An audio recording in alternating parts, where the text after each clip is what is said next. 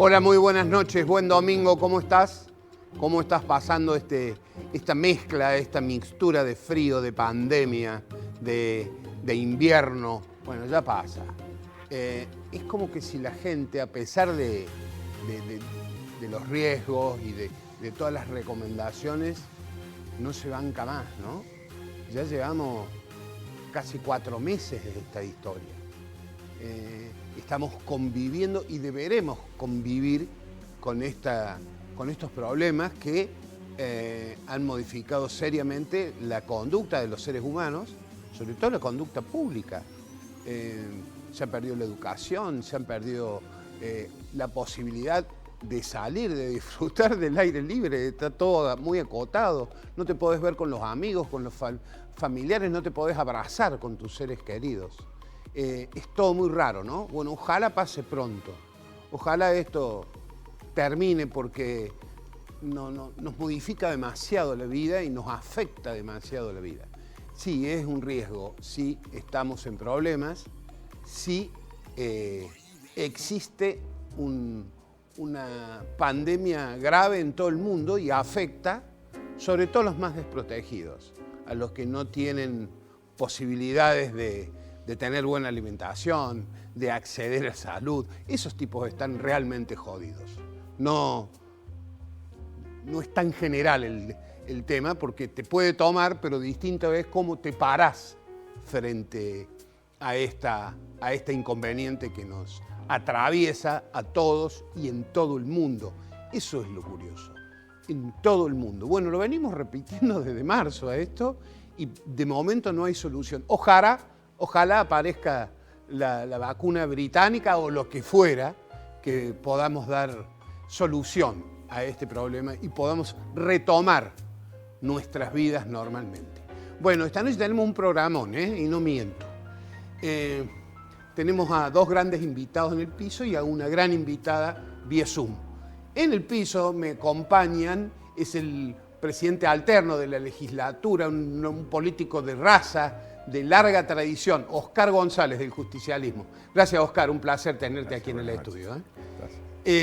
Y del otro lado también, otro dirigente político importante, medio retirado de la política partidaria, pero más ocupado de la parte catedrática, docente y del ejercicio de la profesión de abogado, el radical Antonio María Hernández. Un placer tenerlos a los dos, Muchas gracias. Gracias por la invitación. Antonio, por favor. Gracias, Eduardo. Gracias. Bueno, Oscar, vamos a empezar con una ciudadana. Fuiste, en estos días está el tema Manuel Calvet al tope de la agenda. Vos fuiste su médico, fuiste un hombre del mismo pueblo, ¿no? De Villa Dolores. Sí, yo fui su médico desde prácticamente a los pocos meses de haber regresado a mi pueblo, a mi ciudad, como recibido como médico. Me convertí en su médico personal por decisión de él y lo atendí durante 10 años hasta que murió. De hecho, yo firmé su certificado de defunción. Así que, mira vos. Sí, claro. Así que fueron muchos años de largas tertulias y conversaciones, y más allá de la cuestión sanitaria, de salud y de la cuestión política. Porque él era un político, fue intendente 2 veces, ¿no? Acá está un amigo que quizás pueda dar respuesta a algún interrogante que yo varias veces me he planteado. Juan Feliciano Manuel Calvet fue un conspicuo dirigente de la Unión Cívica Radical. Fue 2 veces intendente de la ciudad de Villa Dolores. Su primera intendencia fue una gestión absolutamente transformadora. Y fue también diputado provincial durante el gobierno de Amadeo Sabatini. Y su paso por la Cámara de Diputados de la provincia tampoco fue anodino. Él fue probablemente el impulsor número 1 de la construcción del dique de la Viña, que fue la obra que cambia la historia del Valle de Tras la Sierra. El camino de las altas cumbres, desde Ramón J. Cárcano en adelante, y después la construcción del dique de la Viña, que cambia pero cuando hablaba de que quizá Antonio podía decir algo, yo nunca he entendido, cuando uno ve la historia del radicalismo de Córdoba, la familia Manuel Calvet fue muy importante porque Su hermano Reginaldo fue el presidente de la Cámara de Diputados durante la gestión de Amadeo Sabatini.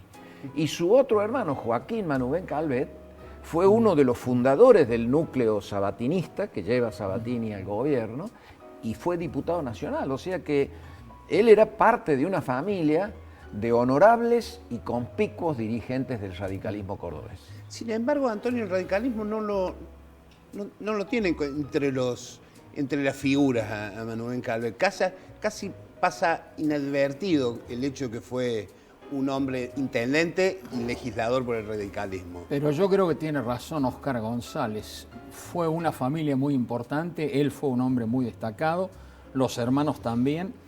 Lo que pasa es que era un radicalismo con una extraordinaria fuerza popular. No hay ninguna duda de que para mí el más grande gobernador que ha tenido Córdoba ha sido Amadeo Sabatini. Es decir, y en esa constelación de hombres de grandes valores republicanos, de grandes virtudes cívicas y democráticas, es decir, fueron muchos los dirigentes. Yo diría que esa puede ser una explicación, pero vale la pena recordar que además de haber sido un empresario y un terrateniente muy poderoso, fue además un hombre de virtudes ciudadanas. Así que yo agradezco este reconocimiento que estás haciendo, Oscar, es cierto.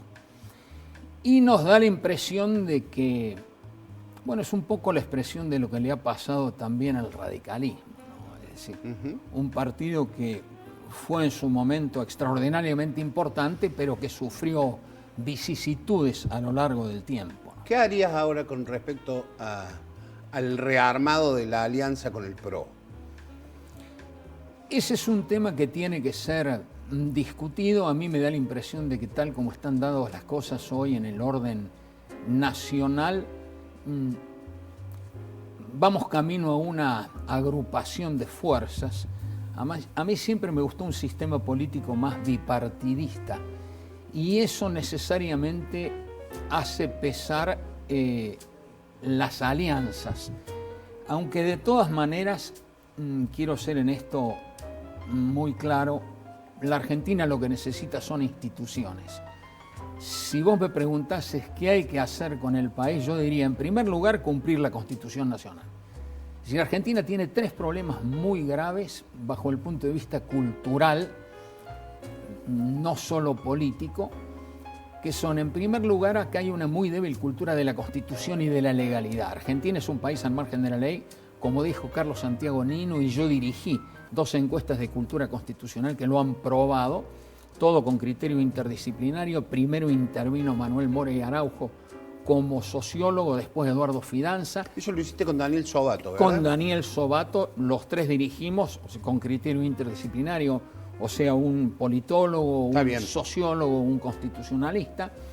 Los datos son realmente sobrecogedores sobre la realidad esta que nosotros tenemos y que se advierte todos los días. En segundo lugar, la Argentina es una sociedad violenta, como lo había advertido Joaquín B. González. Este es un problema muy grave que tiene la Argentina y que se ve en todos los aspectos de la vida nacional. Y en tercer lugar, Argentina tiene otro problema muy grave. La Argentina es una sociedad corrupta, con un problema todavía más grave, la impunidad. Porque un proceso de corrupción dura 14 años. Así que, en definitiva, estamos frente a problemas estructurales muy graves que explican la decadencia argentina y que nos indican qué nos pasó en casi todos los órdenes. Recién hablábamos de las fuerzas políticas. Esto también le pasó al radicalismo. Esto explica un poco la conversación y lo que nosotros tenemos que hacer para, obviamente, para cambiar la Argentina, para superar esta situación. Yo creo en eso. La idea de la Unión Nacional que está en el preámbulo es lo que nos debiera guiar. Superar esta idea de la grieta, avanzar pero con proyectos superadores. Lo que distingue al político ordinario es que piensa en las próximas elecciones. En cambio, el estadista piensa en las próximas generaciones. Claro. Hay que mirar lejos, hay que hacer política arquitectónica, hay que ser capaz de acordar cuestiones fundamentales, porque la Argentina tiene problemas muy graves. Salgo un momento de la actividad política o de pensar el futuro desde la política para ir a un tema puntual, aprovechando que Oscar, fuiste ministro de Salud, sos médico. ¿En qué momento de la pandemia estamos en la provincia? En pleno crecimiento, evidentemente, como está ocurriendo en todo el país. Ayer ha habido más de 6.000 casos en la República Argentina, y si bien es cierto que buena parte, los 90% más, son en el AMBA, es decir, Capital Federal y Gran Buenos Aires,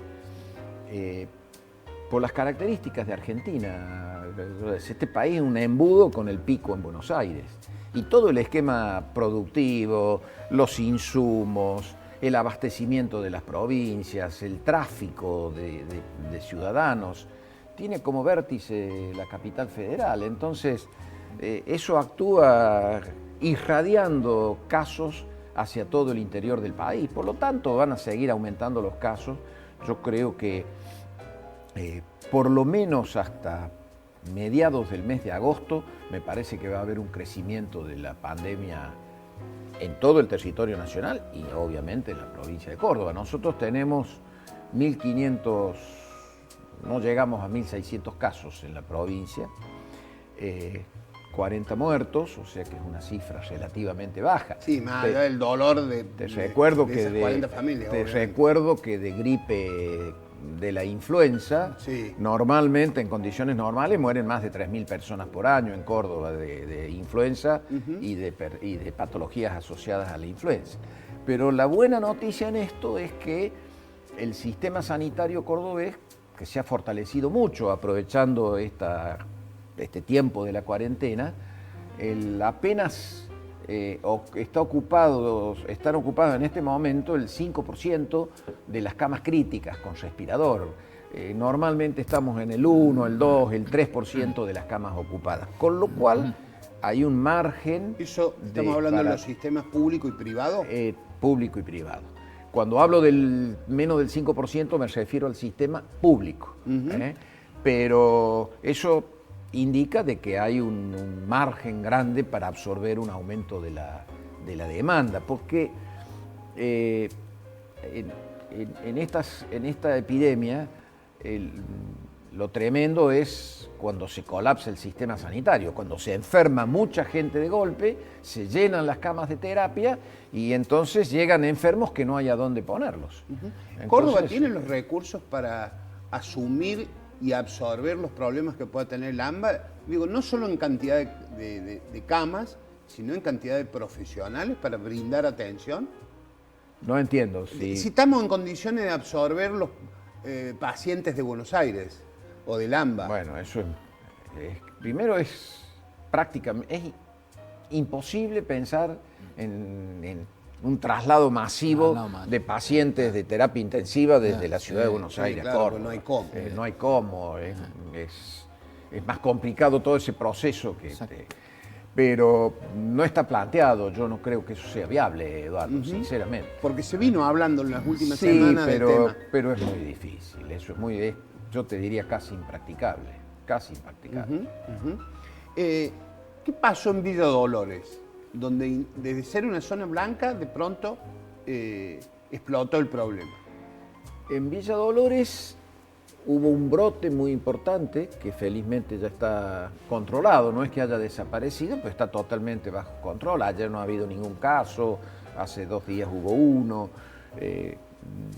En Villa Dolores, el Banco de la Nación Argentina envió 3 operarios que venían a trabajar en los cajeros, en el sistema de los cajeros automáticos del Banco de la Nación.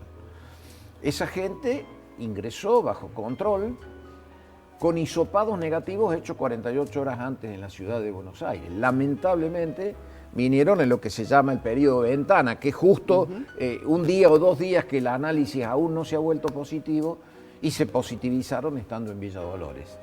Y eso actuó digamos, fue el foco que desencadenó el brote.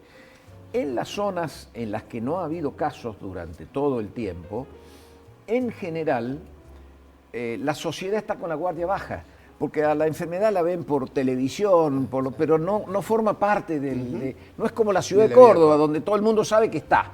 En Tras la Sierra como pasó en Oliva, en la zona del Marco Juárez, de Marco Juárez, donde la enfermedad no existía, nunca habían existido casos, y entonces la sociedad está con la guardia baja, reuniones, comidas, fiestas, etcétera, y eso, claro, actúa generando brotes muy importantes porque cada persona tiene 40, 50, 60 contactos, desde el momento que se infecta hasta que se identifican los contactos. Entonces es imposible evitar que crezca rápidamente.